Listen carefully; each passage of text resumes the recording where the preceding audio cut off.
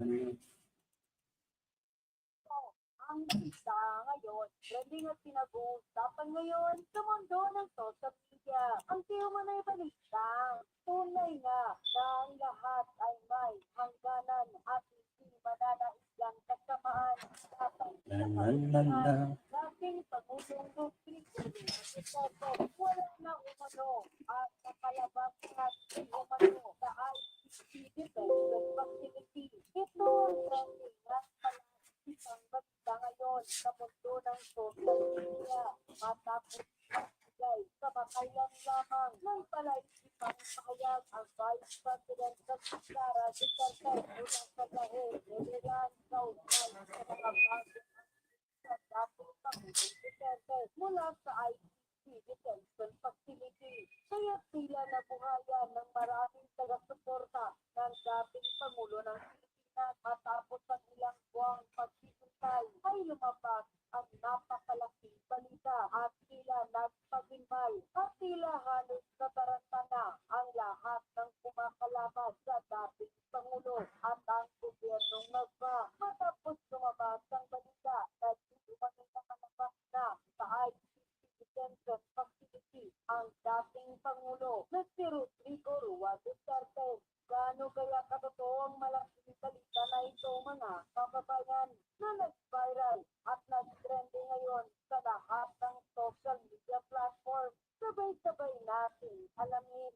Pero bago ang lahat, kung bago ka pa lamang sa aming channel, please huwag kalimutang mag-like, subscribe at click the notification bell para mas maging updated ka panalo sa lahat pa ng bagong video na i-upload namin. At ito na nga mga kababayan, sa paglipas ng maraming araw mula ng dalhin ng dating Pangulong Rodrigo Duterte sa ICT Detention Facility sa dahil Nederland, kung saan marami sa ating mga kababayan, lalong-lalo na ang taga-suporta ng dating Pangulong Rodrigo Duterte ang naghihintay na makalabas at makauwi ito sa Pilipinas sa isang pahayag kay Vice President Sara Duterte. Mukhang sila nakalabas na di umano ang dating Pangulo na si Rodrigo Duterte matapos ang isang malaking palaisipang pahayag o sagot ng Vice President Sara Duterte sa makailan lamang sa isang interview mula sa dahil Nederland kung saan sinabi niya na yung legal counsel na si Atty. na lamang daw ang sasagot patungkol sa usapin ito. At ito ba ang malaking magandang balita na dapat malaman ng taong bayan ng matanong ni Atty. ang legal counsel ng dating Pangulong Rodrigo Duterte patungkol sa di umano'y nakalap ng pagkakas ng dating Pangulo sa Pilipinas. Ang ito ang kanyang malaking magandang pahayag na 100% daw na makakabalik ang dating Pangulo sa Pilipinas. Kaya malaking palaisipan tuloy sa mga taga-suporta ng Pangulo na ang ibig bang sabihin ito at malaking katanungan ngayon mga kababayan na si dating Pangulong Rodrigo Duterte ay nakalabas na ba ng detention facility at di umano'y naka-house arrest ngayon sa hindi malamang bansa. Ang balita, kung nakakita ano yan? Dating Pangulong Duterte daw ay nakalabas na ng ICC. Nakalabas. Pinumalat na balita. Attorney, on a scale of 1 to 10, how confident are you to bring former President Duterte back home? What factors support that level of confidence? Between 1 to 10? Yes, I would say 100. Balita, kung nakakita ano yan? Na ang dating Pangulong Duterte daw ay nakalabas na ng ICC. Nakalabas? Pinumalat na balita. Nakalaya o wala? Yeah. Kasi yung Vice President Sara Duterte ay hindi alam kung totoo ito no? Sabi niya dito ay I know the answer but I will not comment. Hindi I'm not sure if it is allowed on my level. Naku, sa tingin niyo mga kandidates, na figuratively speaking na, well, I know the answer na nakalagay, but I will not tell you.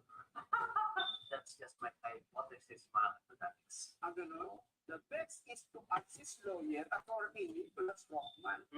Ayun, may bali-balitang nakalabas lang ng ICC Detention Facility ang Pangulong Duterte. Nakalabas, o ano, bintas na balik din, o paano ibig sabihin? Wala. Baka kasi nagsasakta, sinigil ko sa yung tapos bumalik din. Ako ang naiingin mo agad sa dito. At ang sabi niya, I know the answer. Okay. Which sabihin, alam niya kung nakalabas o hindi. But I will not comment at a lecture if it is announced on my level. Kung alam ko sa sabihin ko, ang talaga estado. Oo, ganun ba ibig sabihin? Kaya nga, reading between the lines. Yes.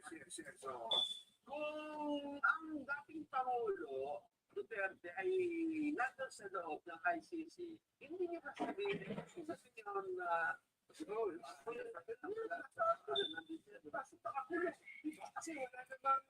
kasi siya lumabas, parang ito pas ang sagot. Oo nga, kapag kasi kaya ito yung nangyari. Oo. Bakit natin nasabi niya? Kasi meron siyang, I am not sure if it is allowed on my level. Pero may confidential, Well, mga kandidates, it makes sense na baka na nakalabas na talaga si Tatay Digong. Bakit? May statement kasi si Sara Duterte last few days ago na pangangampanya daw ni Tatay Digong si Sara Duterte come 2028 presidential election.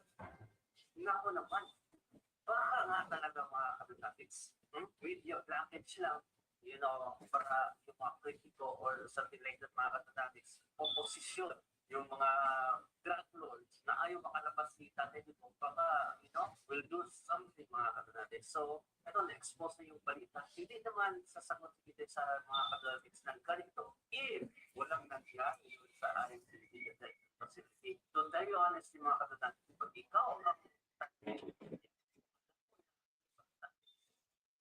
ang dali sabihin na, andun pa sila Digong. Pero pag may nangyari mga kandidates na plans, baka ganito yung sagot mo mga kandidates. What do you think? Ito mga kandidates, panoorin natin si Atty. Kaufman. Dito mo malalaman towards the end yung hint ng sagot niya mga kandidates. Now, pwede nga nakalabas si Tatay Digong. But before that, may mga importanteng mensahe sa mga kandidates to the President. And for us, this is actually good news. Okay, panoorin natin mga kandidates.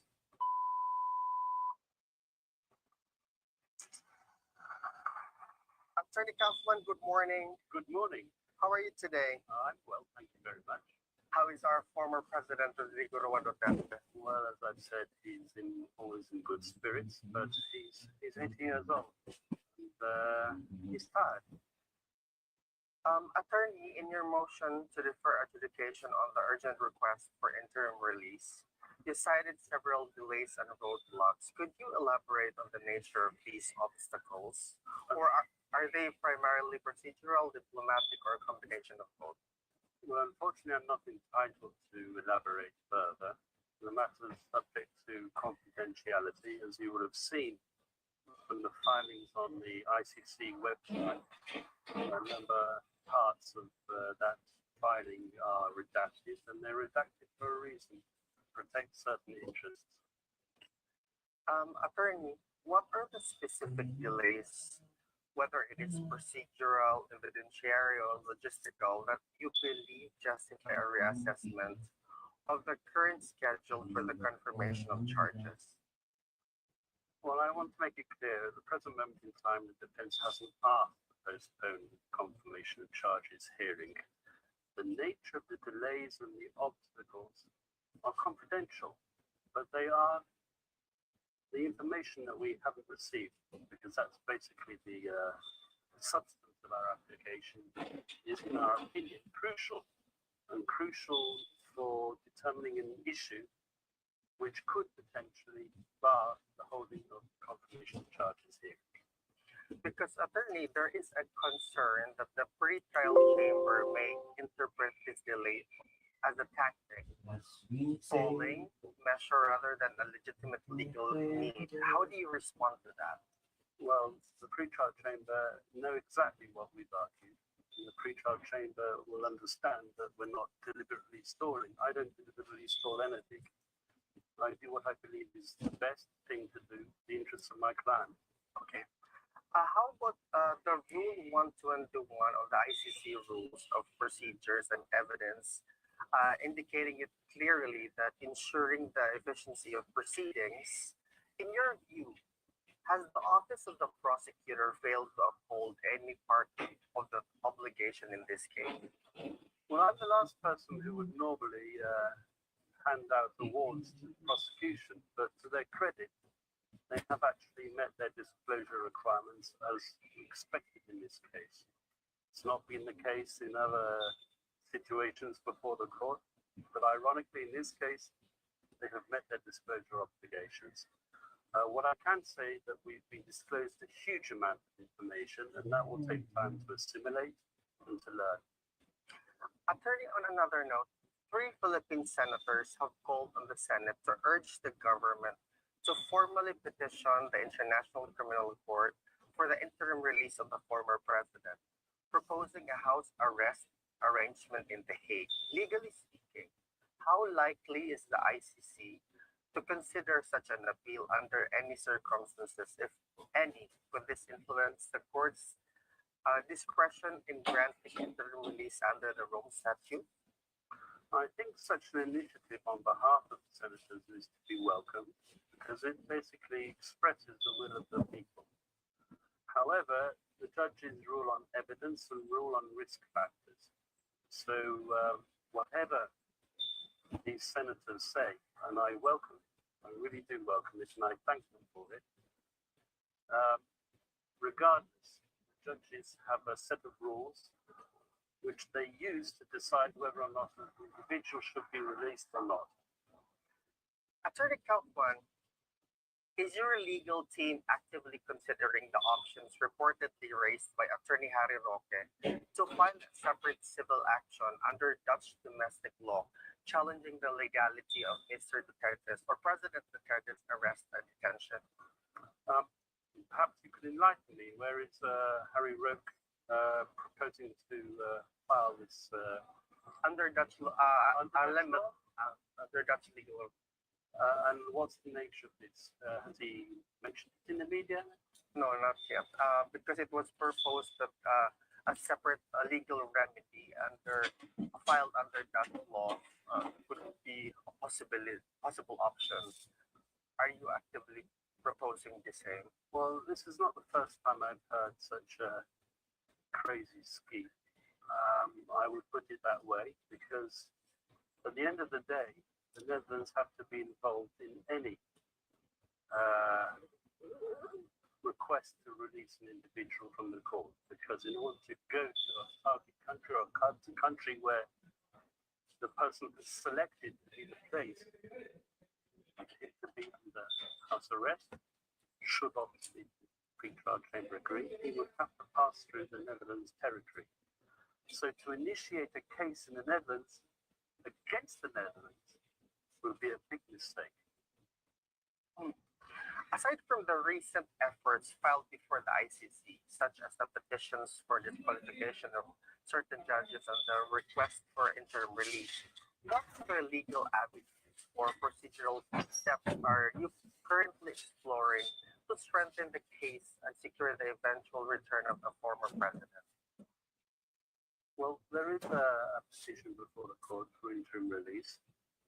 As you might know from a decision given by the judges yesterday, the decision on interim release will be postponed temporarily in order to allow us to present further crucial information to the pre-trial chamber. On that note, attorney, congratulations on the grant of your defense request to defer adjudication of the urgent motion for interim release. Ideally, is this motion expected to be adjudicated prior to the set confirmation of charges? I hope so, but it's all tied up with the issue of information that we haven't received, delays, which are not attributable to this offence.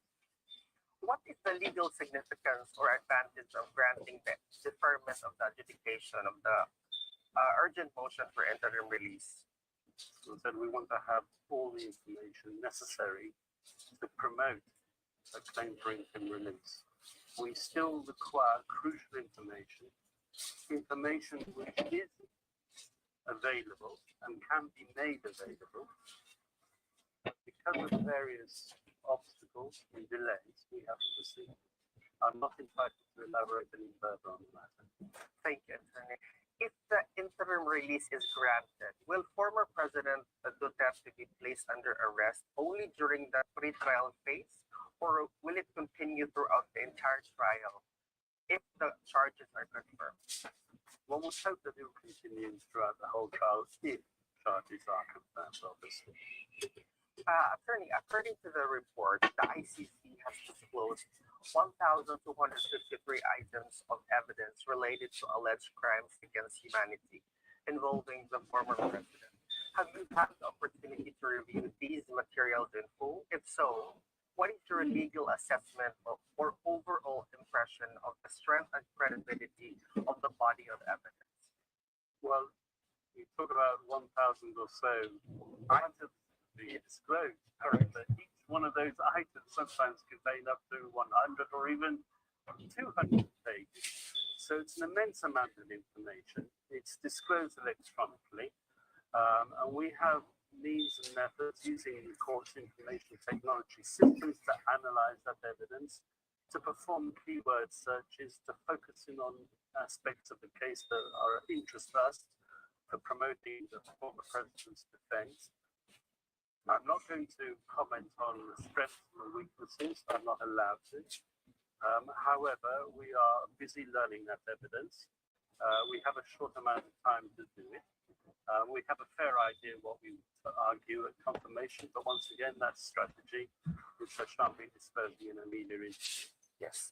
Do you believe political motivations, either locally or in the Philippines or within the ICC itself, are influencing the pace or direction of the proceedings? Well, once again, I don't get into politics. That's not my job to start making pronouncements. I've said my views in the past regarding the political motivation behind former President Duterte's current presence in The Hague. But beyond that, I'm not going to comment. How do you respond to Vice President Sara Duterte's claim that President Marcos Jr. is working with the ICC to remove her father from politics and to keep the ICC relevant? I'm not going to comment on Vice President's comments to the media. However, what I can say is that no investigations can be carried out in the Philippines without the approval of the Philippines government. Otherwise, it would be a breach of sovereignty. Depends which way you look at it. And once again, the former president was brought here because supposedly President Marcos said that he was complying with Interpol. He wasn't complying with Interpol, he was complying with an ICC arrest warrant. So that is cooperation with the court to which the Philippines is no longer a member. Are you saying that the Philippines, through these actions, are saying that we are not a sovereign country anymore? No, I didn't say that. You can't carry out investigative procedures in another country without the approval of that country. Otherwise, it would be deemed a breach of sovereignty. Is this action can also be characterized as not believing on our local judiciary? Well, there's been all sorts of claims made by the current administration. They claim that there's no evidence left because it was all destroyed, and they claim falsely and without any foundation whatsoever that former President Duterte is possibly responsible for the destruction of that evidence. So that's why they argue that he can only be tried here. They've given a number of claims. All the time they're obfuscating the reason for him being transferred to The Hague. What I can say is that the correct place for him to be tried, given our jurisdictional arguments, is in the Philippines. He asked for a Filipino judge, he asked for a Filipino prosecutor, and he said, if I'm found guilty, I will sit in the Filipino prison. Yeah. Are you hopeful that this will decrease on lack of jurisdiction when Philippine government kidnap PRRD and have him to ICT and Philippine government cooperating on witnesses, which by decade the Philippine government recognizing the jurisdiction of the ICT? Well, it's a bit of a long question, but once again, our jurisdictional arguments are before the court. And the court will give its decision in due course, whether it gives it before or after the confirmation hearing or during the confirmation hearing, I don't know. We're coming up to the judicial recess, and traditionally, pre-trial chambers have delivered consequential judgments on the last days of the judicial year. So we can only wait and hope. On the other hand, what is the full confirmation of charges for this further prolonged pre-trial detention of PRRD? What's your timeline to have PRRD released? But once again, I haven't asked to postpone the confirmation of charges hearing. I'm waiting to receive crucial information, and I've asked the courts to decide upon that crucial information before we get to the confirmation of charges hearing. One last question. Sorry. Why did you not wait for the documents that you needed before filing the interim release, attorney? You're assuming that I didn't ask before I filed for interim release. Once again, I've told you that there are certain obstacles that have been placed in our way. I'm not entitled to disclose the nature of those obstacles. I hope that they will be lifted and we'll get the information that we require as soon as possible. Attorney Kaufman, I understand that all available legal remedies before the International Criminal Court have been actively pursued in relation to the case involving our former president. In your assessment, attorney, have these efforts reached a point of diminishing returns? And to what extent do you believe the process has become politicized, if at all? Listen, it won't serve my interests or Mr. Duterte's interests if I say that the court's a political court. I'm not going to say that, as much as people would want me to say that. It's just self-destructive. We do our best. We're lawyers. We're doing a legal job. We've explored all possible avenues and we've pursued them with maximum vigor. Attorney, on a scale of 1 to 10, how confident are you that the Philippines still has a viable path to bring former President Duterte back home? What factors support that level of confidence? Between 1 to 10? Yes. I would say 100. If President Marcos would invite me to Manila, I'd sit down with him and I'd explain to him that nothing will happen if he allows my clan to go back to Davao. He's an old man. Let him live out his life in peace, quietly, and don't interfere with him. We understand, attorney, that Senator Marcos also came here twice already because she wanted to have a meeting with the former president, and it was not approved by the ICC. What is the way, should it be allowed by the ICC, this particular meeting? Will it have an impact? Once again, there are certain judicial decisions which have been taken, which I'm not allowed to comment on. Thank you, attorney. Last question. Do you have a message for the Filipino people who are closely following the ongoing proceedings before the International Criminal Court involving the former President Rodrigo Roa Duterte? Yeah, here I'm going to use the Vice President's words. Take heart, be strong. We pray for his release. Thank you, attorney. Good. At yun na nga mga kababayan, ano na ang masasabi mo? Kung mayroon kayong hinaingat komento patungkol sa balitang ito, please comment down below.